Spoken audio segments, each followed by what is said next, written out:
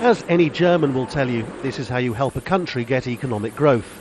Make something of high quality out of raw materials, and you create a profit margin. And you'll sell it all over the world, even if it isn't cheap. This company hasn't experienced any of the effects of recession at all. We've been doing well year on year.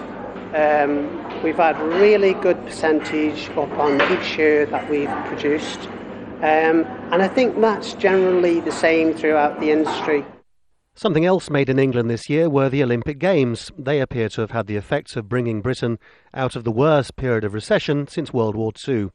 If 1% growth for 1 quarter of the year doesn't sound very much, it's good in comparison to what went before. But it still means the British economy has been flat for this year and is exactly where it was 4 years ago.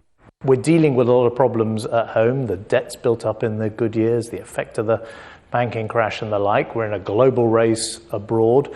You can see the problems with the Eurozone. So, of course, we've got a long way to go, but actually we do have the right approach. Economic figures don't mean much either when you're working out how to afford the shopping, and 1% growth in 1 quarter doesn't balance out just how much poorer most people here have got since 2008, when the first recession began.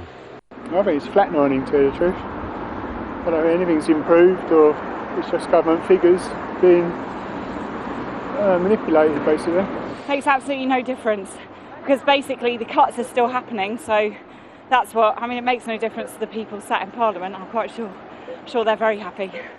Construction, seen as a good barometer of the real economy here, actually shrank by 2.5% during the same period. These figures may be misleading.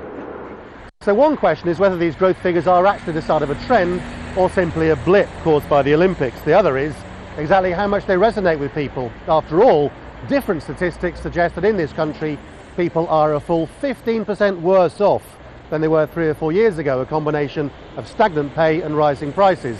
So the growth figures may be accurate, but may not tell the whole story.